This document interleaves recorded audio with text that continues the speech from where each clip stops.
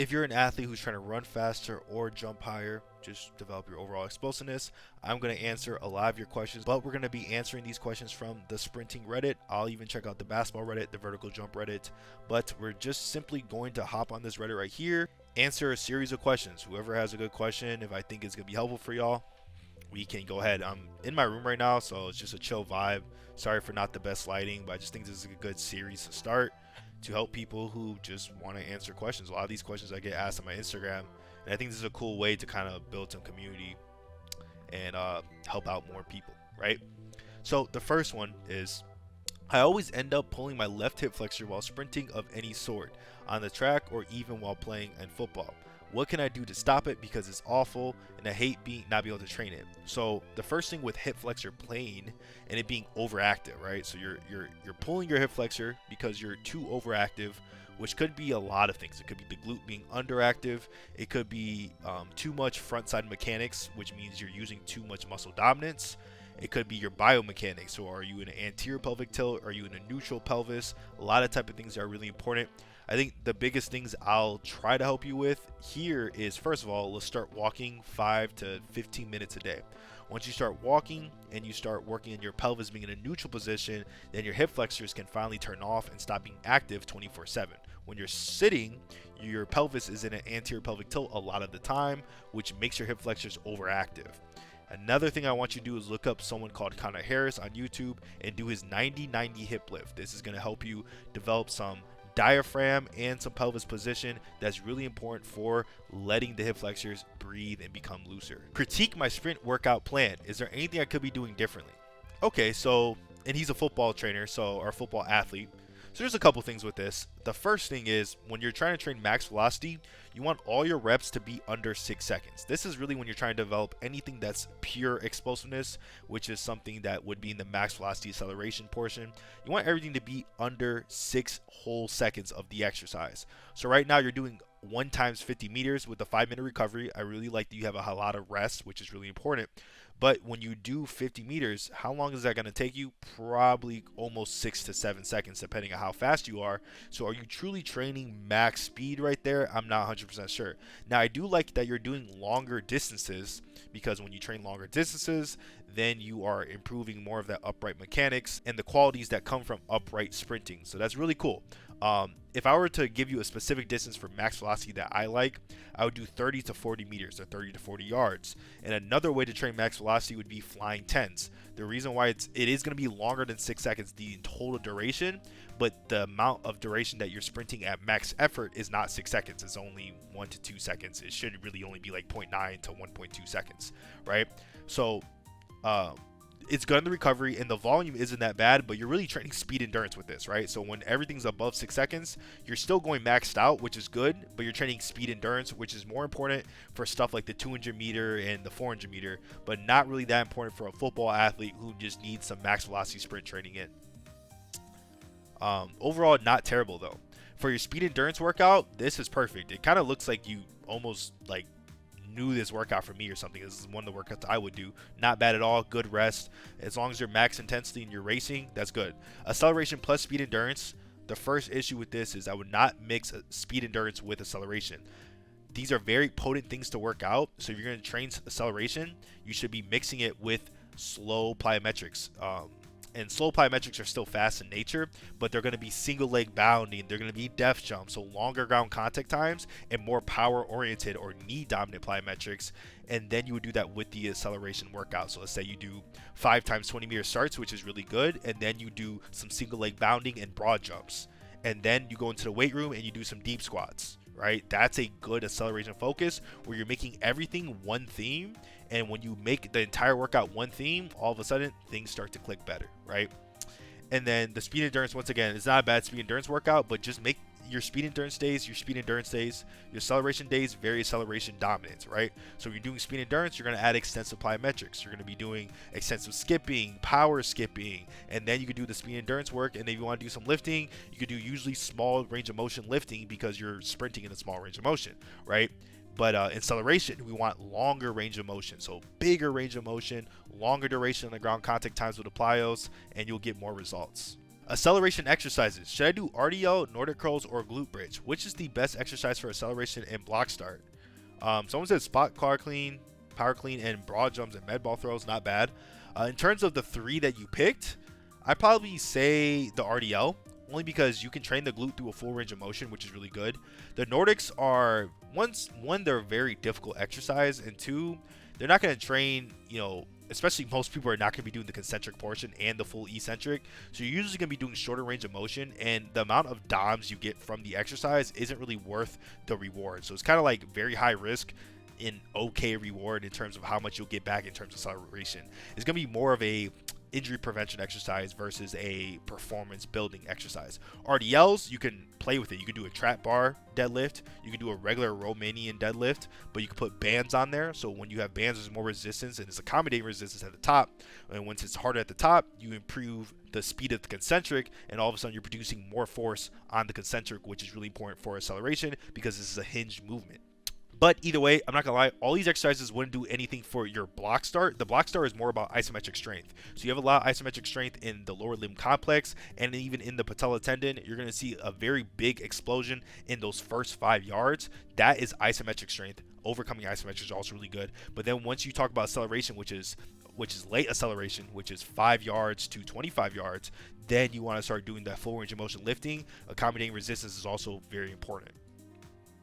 I'm a female sprinter, 100 meters. My personal best is 12.29 and targeting to get down to 11.5, 11.8. By the way, 12.29 for a girl, very good. Can someone help me with some guidance? I follow below my routine. I also need some guidance on supplements and diet. Also some tips on daily routine.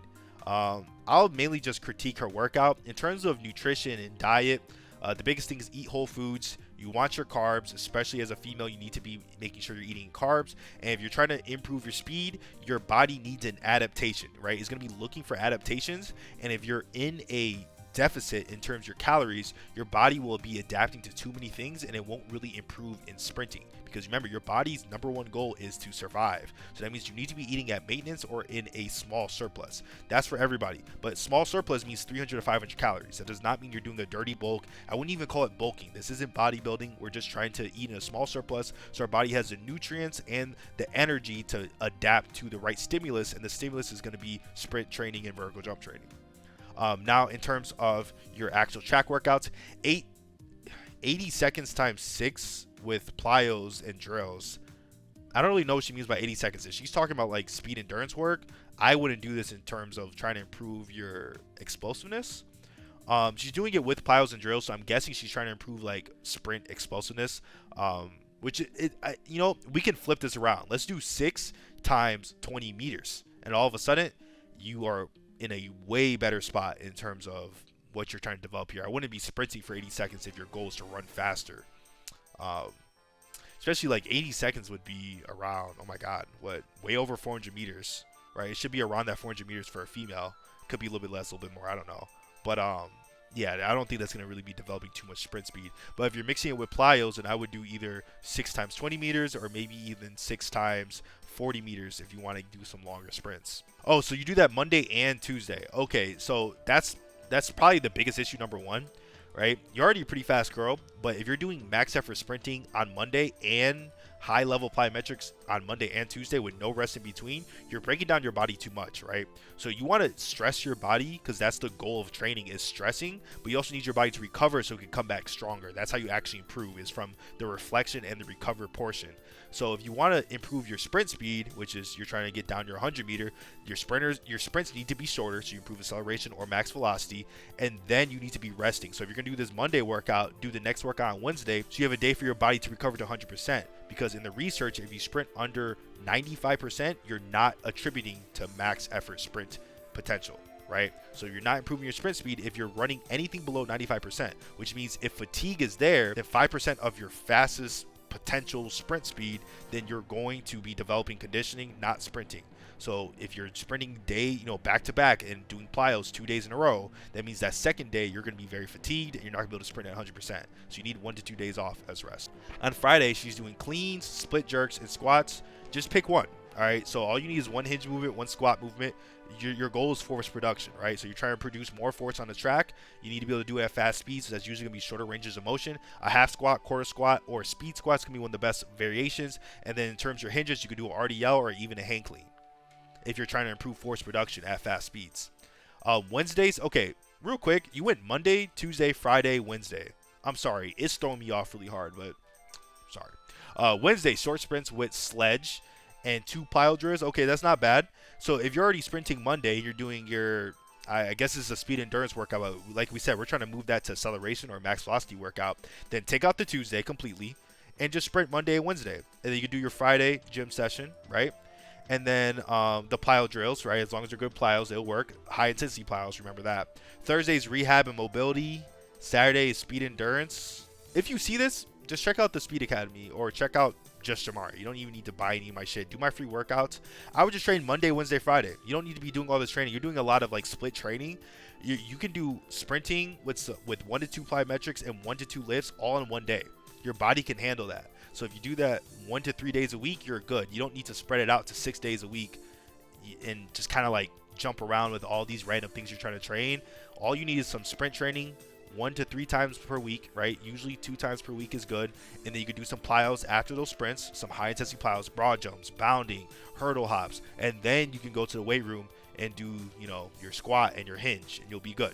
I hope you get the goals that you want. If you're an athlete who does track, basketball, football, or soccer and want to transform your sprint speed and explosiveness in the next 30 to 60 days without wasting over 60 minutes in the gym or having to guess what are the best exercises to put together in the workout to get the most speed gains possible, then you should hop on my 12-month sprint speed transformation program called the Speed Academy. And if you don't transform your sprint speed in the next 1 to 2 months, I will personally train you for free until you do. Whether you're in season or you're in your off season, come join this training program that I've had athletes break 11 seconds in the 100 meter, win state championships in long jump, and even ran as fast as 10.4 in the 100 meter with laser timing. We got these results with the elastic-based training system that we use in this program. So click the link in the description or the pinned comment to transform your sprint speed. Probably want to do it as soon as possible because the prices will be raising as more members keep joining, so I can help as many members personally as much as possible.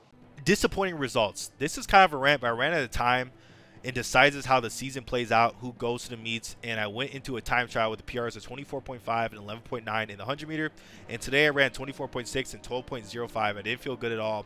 The guy who I always compete against absolutely destroyed me, and he ran 11.6 and 23.7, and to be honest, I have no one to blame but myself. During the summer, I went out and got a coach and grinded while I was out in the country the whole summer, and while I did run every chance I get, it wasn't enough. My first meets and Friday is the last chance I have this year to prove myself, my advice of what to do. So, you know, man, this is interesting. I'm gonna give you the harsh truth is that you can't be disappointed in the consistency you didn't bring. All right. So this is some mindset advice. At the end of the day, I think you said here you went the whole summer, you didn't train. I don't care about the details. All right. At the end of the day, you didn't work out. So you expecting yourself just to run faster for the work you didn't put in is ridiculous, right? Why would someone say, I want to shoot 100% from 3 if they didn't shoot over 10,000 threes, right? They shot maybe 1 to 2 threes and they just, oh, I'm going to shoot 100% in the game, right? That's delusion, right? So you need to put work behind the goals that you have. And the other day, if you feel like, oh, this was an off day or I didn't feel good, that doesn't exist. If you're competing constantly, you're constantly improving, you're constantly timing yourself, constantly improving your lifts, your plyometric quality, how much power you're producing, you're always going to be improving, and a bad day won't be running slower than you did a whole year ago or a couple months ago. I'm not really sure about the time frame here. So I don't mean to just break you down, and I mean, I get it, you had fun this summer, but in terms of being disappointed in yourself, you have nothing to be disappointed for. You didn't do anything, right? You didn't work hard enough over the summer. I want to make sure I'm right. During the summer, he went out and got a coach, and I was out of the country the whole summer. Yeah, you didn't work out this summer. You didn't train. Training once a week is not working out. You just kind of randomly did workouts when you felt like it. There's a different level of consistency that it takes 2, 3, 4, 5, 6 times per week for 6 to 7 months straight to actually see improvement that you just simply didn't do. Right? So you're not going to run faster at your last meet. You're not going to see times improve, and you shouldn't be disappointed. you should understand the lesson that you learned is if I want to improve, I need to be consistent. I can't take 3 months or 4 months off. Even if I'm in a different country, I have to find a way to get it in, right? I'm not a Gary Vee. You need to grind hard and just, work until you throw up. And I wouldn't say Gary Vee's that, maybe more of a David Goggins type of guy. I'm not that type of guy.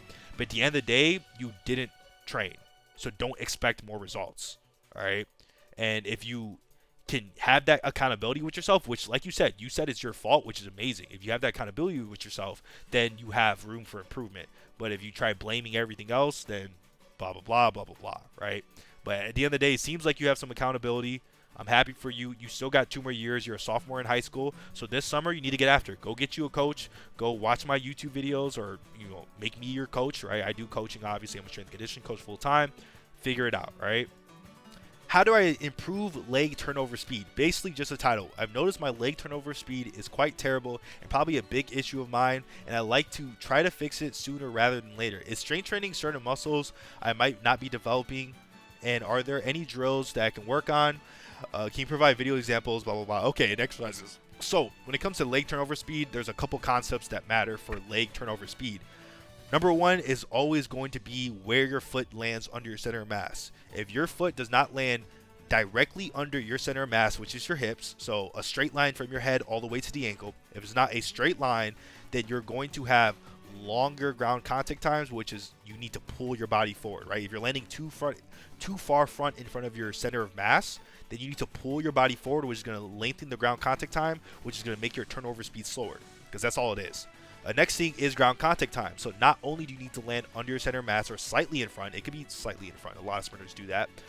You also need to be able to pop off the ground fast, and that's going to be something called the reactive strength index. Once you get your reactive strength index higher, your RSI score, which is around 3.0 to 3.5, you can look it up on YouTube, what your RSI is, then all of a sudden, you're popping off the ground faster, and you're landing under your center of mass, so now, boom, boom, boom, boom, you can start getting off the ground faster and having faster leg turnover speed.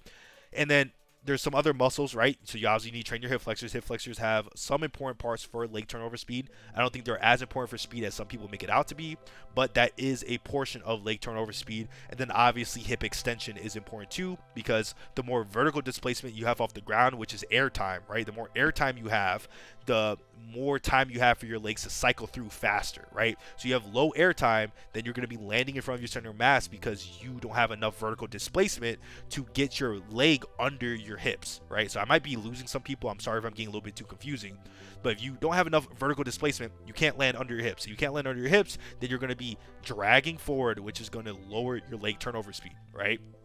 And then obviously the ankle, you need to be reactive and explosive off the ankle. So single leg calf raises, extensive plyometrics, ankle dominant plyometrics, jump rope daily, stuff like that is going to be really important. Is my 40-yard dash good?